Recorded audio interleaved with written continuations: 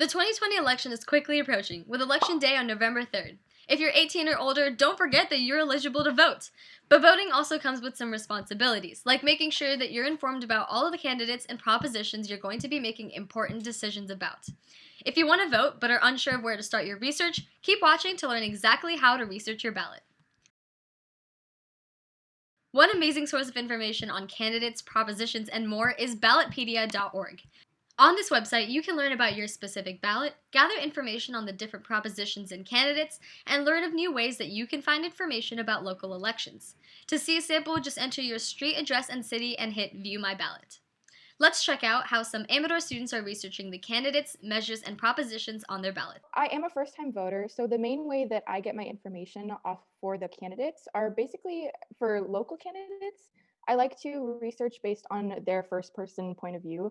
And the best way for me that I was able to do that is through their own personal campaign websites. And another cool source, not to self promote at all, but our journalism website is also doing a really huge project right now where we're trying to personally one on one interview all of the candidates for Pleasanton mayor.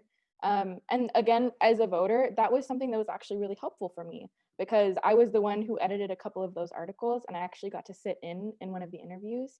And I learned a lot. Like you get to, from hearing them talk directly to you, you really get a sense of what kind of a person they are, what kind of a candidate they are, but also just what kind of agenda they have as mayor and how they want to get that across to people. So just beyond the candidates' websites, some places to get information are Pleasanton Weekly, which endorses candidates, The Independent as well, really any local journalism sources. To plug some things that PAN has done, our social media, Pleasanton Action Network on Instagram. We also hosted a forum with all four of our mayoral candidates. So if you want to see more about them, learn what they're about, learn about their policy specifics, then that is also a great video to check out. So the way I found out information on like local candidates about voting is because I moved from California to Pennsylvania, so I didn't really know a lot about the local candidates and things like that. So our school actually offered some readings about that, so we could read up on information, learning about our mayor and things like that for our county and our city. And then also in town, in our small little town, we have a Democratic and a Republican office. So if you're interested, you can go to these offices, which is like very close to campus. It's like less than a mile off campus, so you can walk up to it and read about the local candidates in your parties. So whatever party you identify with, you can read up on that. I researched for voting by reading the Alameda County voter guide that they give you, they mail to your house.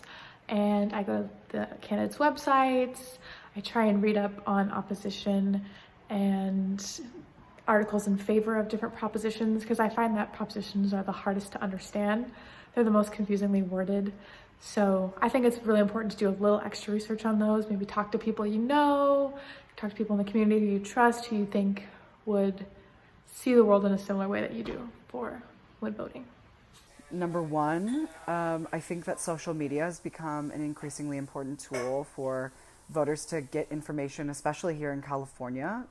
Because of our proposition system, we have a lot more stuff that we have to know than the average voter does. So I've seen recently Instagram posts have a lot of Instagrammers posting stuff on their story, which are basically infographics with slides about propositions.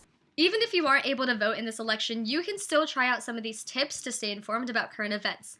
We hope you learned something new from this segment, and happy voting. Now let's go back to the studio.